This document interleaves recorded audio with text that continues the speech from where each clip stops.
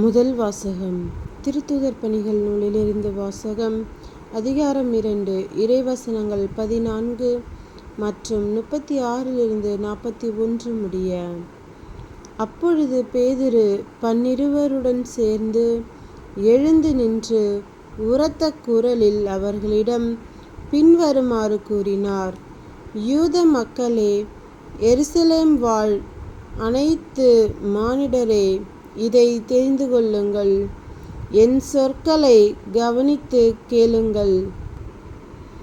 ஆகையால் நீங்கள் சிலுவையில் அறைந்த இந்த இயேசுவை கடவுள் ஆண்டவரும் மெசியாவும் ஆக்கினார் என்பதை இஸ்ரேல் மக்களாகிய நீங்கள் அனைவரும் உறுதியாக அறிந்து கொள்ளுங்கள்.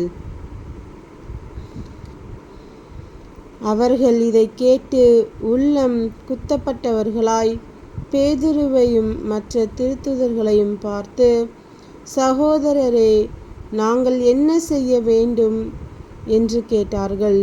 அதற்கு பேதுரு அவர்களிடம், நீங்கள் மனம் மாறுங்கள், உங்கள் பாவங்களிலிருந்து மன்னிப்பு பெறுவதற்காக ஒவ்வொருவரும் இயேசு கிறிஸ்துவின் பெயரால் திருமுழுக்கு பெறுங்கள். அப்பொழுது தூய ஆவியை கொடையாக பெறுவீர்கள். ஏனெனில் இந்த வாக்குறுதி உங்களுக்கும் உங்கள் பிள்ளைகளுக்கும் தொலைவிலுள்ள யாவருக்கும் நம் ஆண்டவராகிய கடவுள் தம்மிடம் அழைக்கும் அனைவருக்கும் உரியது என்றார்.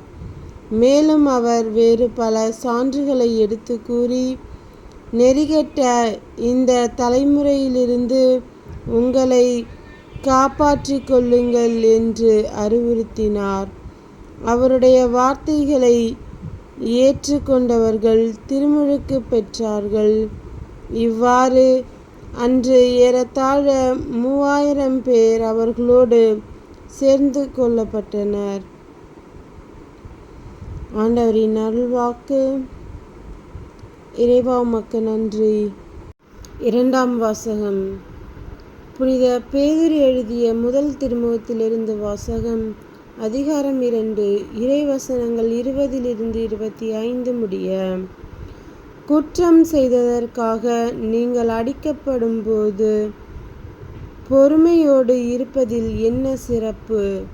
மாறாக, நன்மை செய்தும் அதற்காக பொறுமையோடு துன்புற்றால் அது கடவுளுக்கு உகந்ததாகும். கிறிஸ்துவும் உங்களுக்காக துன்புற்று ஒரு முன்மாதிரியை வைத்து சென்றுள்ளார்.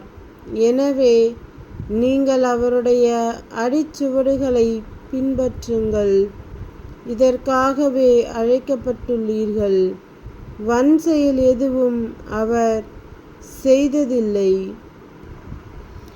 வஞ்சனை எதுவும் அவர் வாயில் இருந்ததில்லை. பழிக்கப்பட்ட போது அவர் பதிலுக்கு பழிக்கவில்லை. துன்புறுத்தப்பட்ட போது அச்சுறுத்தவில்லை. நேர்மையாய் தீர்ப்பு வழங்குவோரிடம் தம்மை ஒப்படைத்தார். சிலுவை மீது தம் உடலில் நம் பாவங்களை அவரே சுமந்தார். நாம் பாவங்களுக்கு இறந்து கடவுளுக்கு ஏற்புடையவர்களாய் வாழ்வதற்கே இவ்வாறு செய்தார். அவர் தம் காயங்களால் நீங்கள் குணமடைந்துள்ளீர்கள். நீங்கள் வழி தவறி அலையும் ஆடுகளைப் போல இருந்தீர்கள். ஆனால் இப்பொழுது உங்கள் ஆன்மாக்களின் ஆயரும் கண்காணிப்பாளருமாய் இருப்பவரிடம் திரும்பி வந்திருக்கிறீர்கள். ஆண்டவரின் அருள்வாக்கு. இறைவா, உமக்கு நன்றி. நற்செய்தி வாசகம். புனித யோவான் எழுதிய நற்செய்தியிலிருந்து வாசகம். அதிகாரம் 10, இறைவசனங்கள் 1 10 முடிய.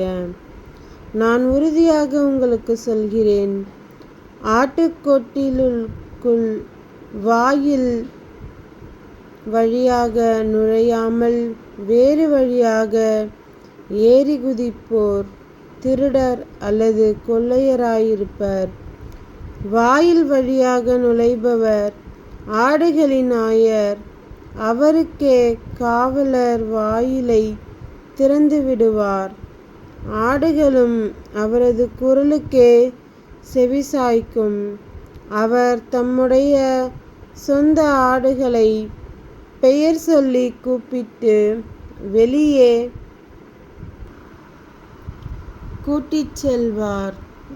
தம்முடைய சொந்த ஆடுகள் அனைத்தையும் வெளியே ஓட்டி வந்தபின் அவர் அவற்றுக்கு முன் செல்வார். ஆடுகளும் அவரை பின்தொடரும், ஏனெனில் அவரது குரல் அவற்றுக்கு தெரியும். அறியாத ஒருவரை அவை பின்தொடரா. அவரை விட்டு அவை ஓடிப்போகும், ஏனெனில் அவரது குரல் அவற்றுக்கு தெரியாது. இயேசு அவர்களிடம் உவமையாக இவ்வாறு சொன்னார். ஆனால் அவர் சொன்னதை அவர்கள் புரிந்து கொள்ளவில்லை. மீண்டும் இயேசு கூறியது, உறுதியாக உங்களுக்கு சொல்கிறேன், ஆடுகளுக்கு வாயில் நானே. எனக்கு முன்பு வந்தவர் அனைவரும் திருடரும் கொள்ளையருமே. அவர்களுக்கு ஆடுகள் செவிசாய்க்கவில்லை. நானே வாயில். என் வழியாக நுழைவோர் மீட்பு பெறுவர். அவர்கள் உள்ளே போவார்கள், வெளியே வருவார்கள், மேய்ச்சல் நிலத்தை கண்டு கொள்வார்கள். திருடுவதற்கும் கொல்வதற்கும் அழிப்பதற்கும் அன்றி திருடர் வேறெதற்கும் வருவதில்லை. ஆனால் நான் ஆடுகள் வாழ்வை பெறும் பொருட்டு அதுவும் நிறைவாக பெறும் பொருட்டு வந்துள்ளேன். கிறிஸ்துவின் நற்செய்தி. கிறிஸ்துவே உமக்கு புகழ்.